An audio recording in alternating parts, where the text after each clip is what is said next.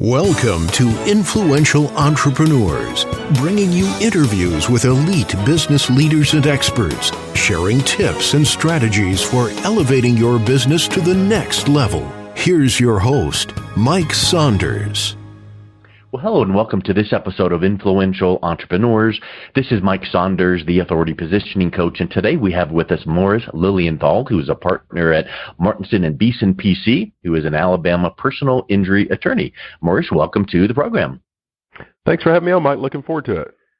Yeah, I always love talking to all kinds of different people in different parts of the country, industries, and as an attorney, I know that you see a lot because you work with entrepreneurs and you work with business owners in your local area. So I want to get into what some of the practice areas you talk about and some of the tips that you would give to entrepreneurs. But get us started off with a little bit of your background, what led you to the legal field, and then what do you do there in Alabama?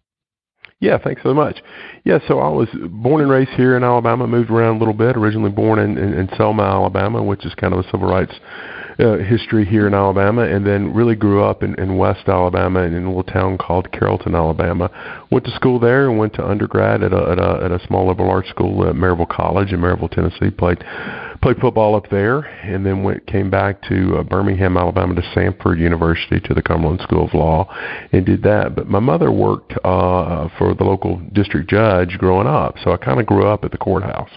And so school would get out. If it wasn't sports, football wasn't going on, I'd be up at the courthouse mingling around, and I'd go sit in judge's office and talk to him, or I'd go sit up on the bench and do. So it was kind of always in my blood there, just from kind of growing up around the courthouse. And, it was down to basically either being a football coach or going to law school, and law school won out. I still have a passion for sports, and I think a lot of the lessons and traits that I took from being an athlete carried over and carry over in terms of being a lawyer and really pay dividends, and the hard work, dedication, and work ethic and resiliency that we're all going through right now with the coronavirus outbreak are things that I learned that have paid off. So I've been practicing 17 years this year. My firm is here in Huntsville, Alabama. Huntsville is just an awesome city. It's a mid-sized city, a couple 100,000 people, one of the fastest growing cities in America. We have a huge tech industry here. We have more engineers per capita than any city in the country. Mike, you wouldn't think of Huntsville, Alabama. Where is that? But we do. We have a huge military base, Redstone Arsenal, with several four-star generals and all kinds of other military people here, and we have Boeing, Northrop Grumman, a lot of tech companies associated with defense contracts.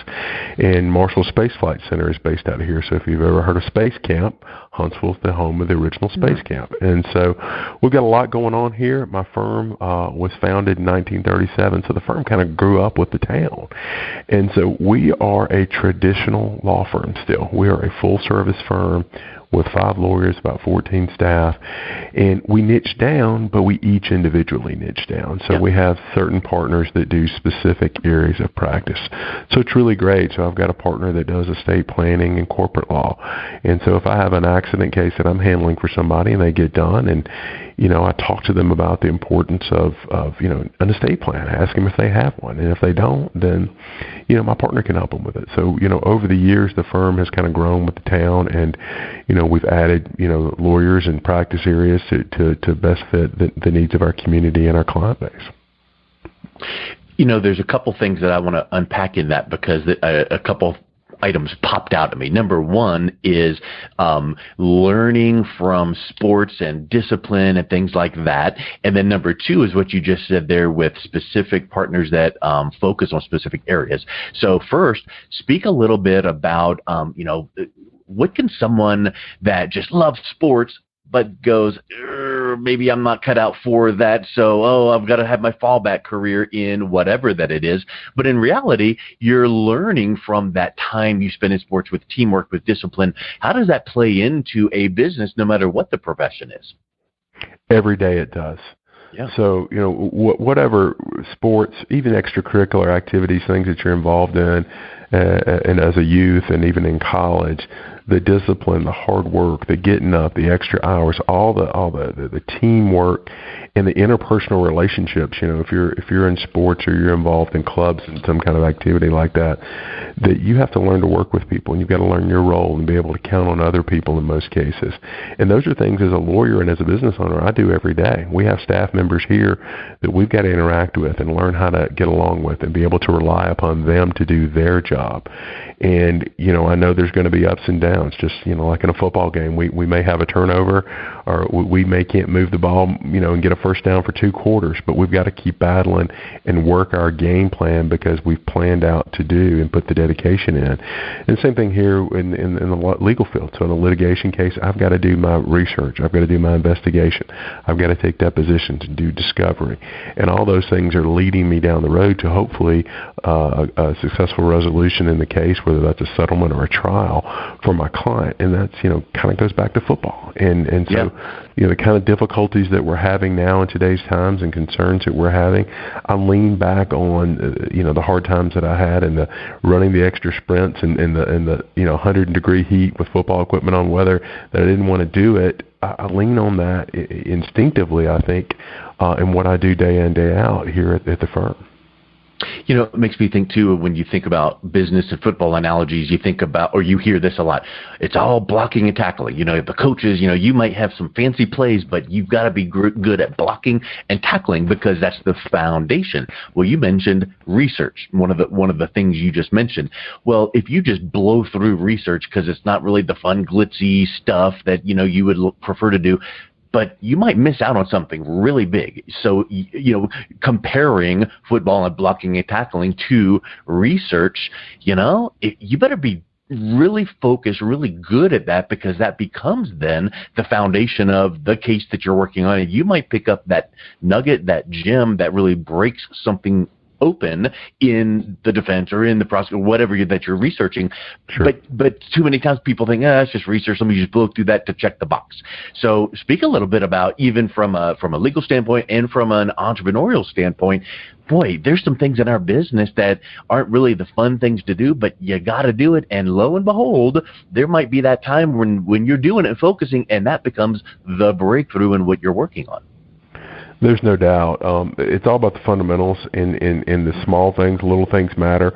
We all want to hit the home run or have the 50-yard touchdown Hail Mary pass, but that's not what happens in sports on a day-in, day-out basis, and that's not what happens in a case. You don't really have that Perry Mason moment 99% of the time in a litigation case.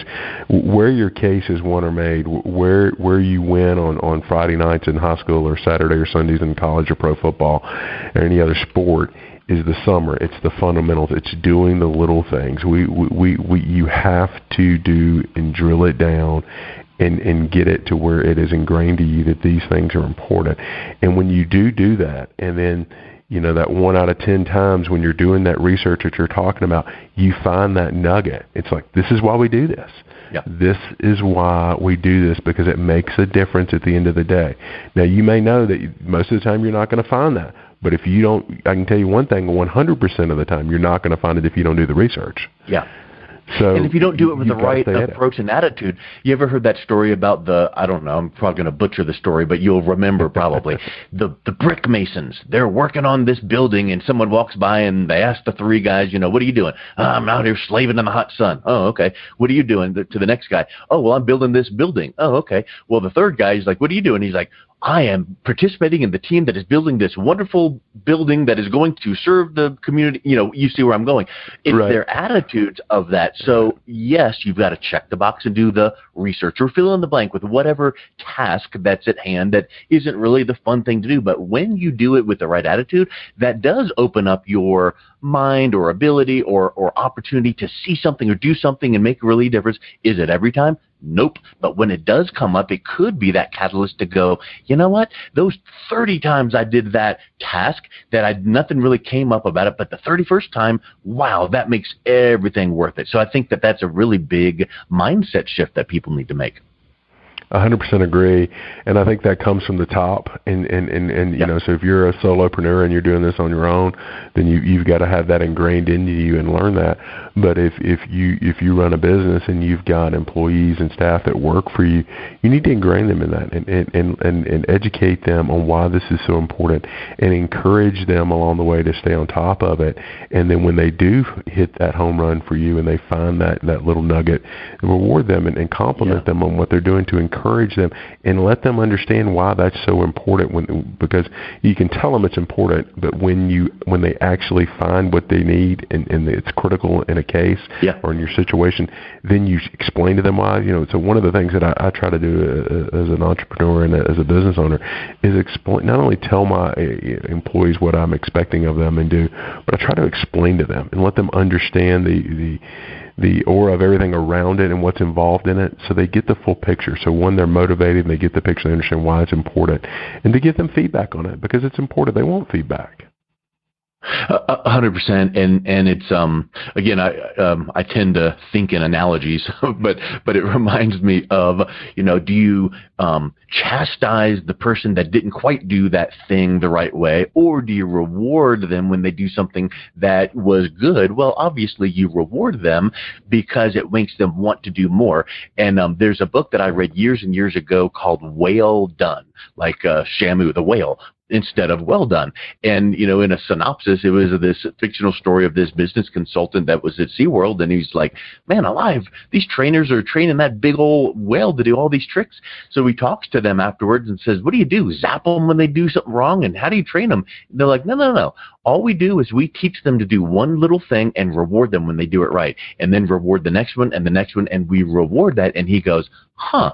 And he goes back to his company, starts doing that, and it transforms. So I think what you just said was so huge, is teaching them and telling them the big picture, and then also rewarding each step along the way, because people want more of that appreciation and little minor recognition. That's a big piece to success in any business. Agreed 100%. Hey, so you also mentioned the areas of expertise in your firm and your partners that have different specializations. And I'll bet you mentioned estate planning.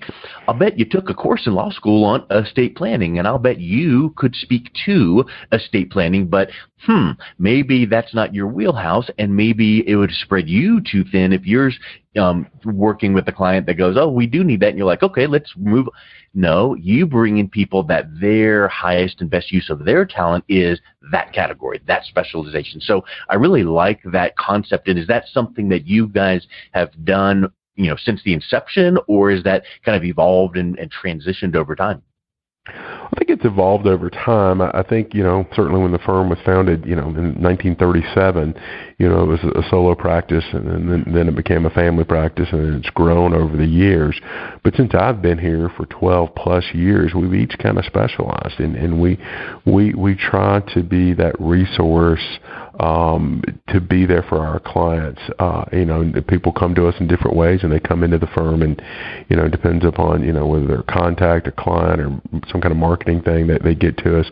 But when they come in and we help them with that particular area of law that they need, whether it's personal injury, real estate, corporate law, whatever, we try to let them know, hey, we're here for you. We are full service and do now. It may not be Morris or it may not be Doug that helps you with this, but we can help you with it. So if you ever have a need, call us.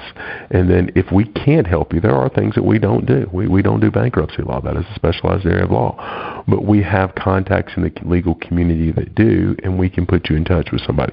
That way they feel they have a safety net to reach out to us if there's a legal need out there. And I think that's important for clients and business and owners out there in whatever field you're in. I think people don't have the right mindset, Mike. And what I think happens is people call somebody's business and they say, well, do you do this, thinking they might do this? And it's like, well, no, we don't do that. No, thank you, goodbye. Yeah, well, they're missing an opportunity, and they need to be, they need to be making sure they've got that person's contact information to market to them when they do need their services, and two, they're missing an opportunity to connect that person with somebody else in their network to build that relationship with that referral partner. And you could have a relationship with a quote unquote competitor right? And if you find the right referral partner, strategic alliance that does that specific area of law where you feel comfortable, we don't do that, but I've got a colleague that does, let me introduce you. And then you feel like that person and you stay in touch with them, develop that relationship with the client, the prospect. Now all of a sudden that colleague who you sent business to, they might have the same thing come up where they say, hey, I don't do that area, but you need to talk to my colleague Morris. So I think that's a really big piece that too many people just either let slip through the cracks or don't take that one extra step. And that's gold. That's like the analogy of the gold miner that stopped digging, 3 feet before striking it rich, and they just need to take that one extra little step. So that's a really a big nugget. Hey, let's wrap up with this. I know that you do a whole lot of things in marketing, online social media. You've got Facebook shows and tips from Mo that are not necessarily legal based. So Sure. Tell us a little bit about your approach to that kind of teaching and connection where it's not really legal, but it's you, and that's building your personal brand. And how does that then reflect back on your business? Sure. So, over the last, say, 3 to 4 years, I've become very active and involved in social media. Myself and my firm are very involved in the community, and when we give back in so many different ways.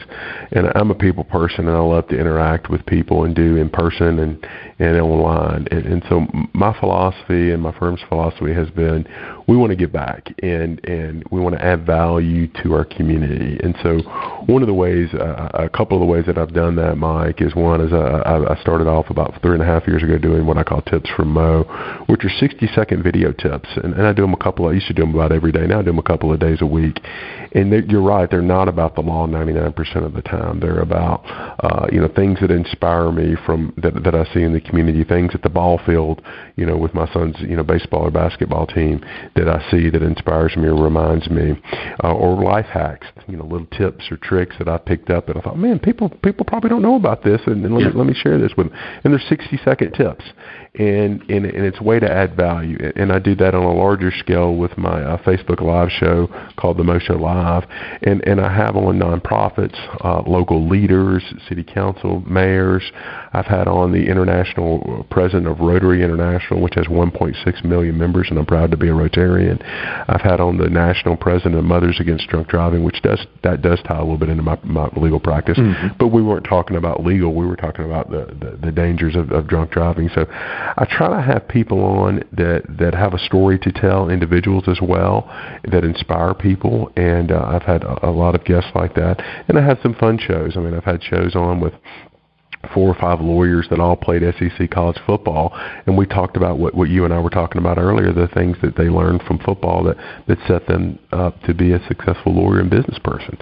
So these are things that I think if someone is looking to grow in their community and reach out and meet new people and network and share value, it has provided me opportunities to get out and network with people that I would have not been able to do.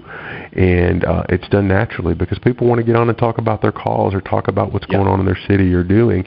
And it's a great way to call you up and say, hey, Mike, I see that your nonprofit's doing this. I'd love to have you on my Facebook Live show or my podcast or whatever it may be. Let's talk about that. Can you further explain that? And we can share that out, kind of probably some of what you're doing with your podcast. And I think many business owners can do it. And for me, it's allowed me to network with people. And it's allowed me now in the last 2 years to speak at multiple trial lawyer and lawyer conferences on how lawyers should do social media. So it's just kind of grown beyond my wildest dreams, and it's been great.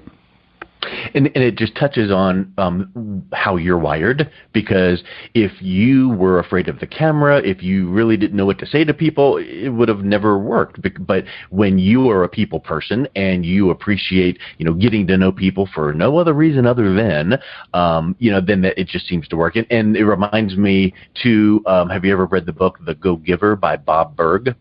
I have.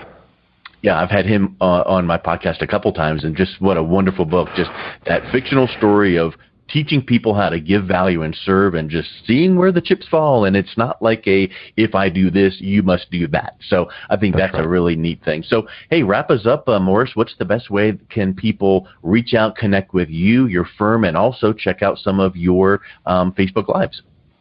Yeah, so the best way to kind of connect with me and see what I'm doing on social media is themoshow.live. It's a website that has my Facebook Live show, tips. I have funny weekend work shirts that I wear periodically when I'm up at the office that people get a kick out of. And all my social media links are there, Mike. And then if you want to check out the firm, you can go to martinsonandbeason.com and find more information about our firm there. Well, Morris, thank you so much for coming on. It was really a pleasure talking to you. Thank you so much. Thank you, Mike. You've been listening to Influential Entrepreneurs with Mike Saunders. To learn more about the resources mentioned on today's show or listen to past episodes, visit www.influentialentrepreneursradio.com.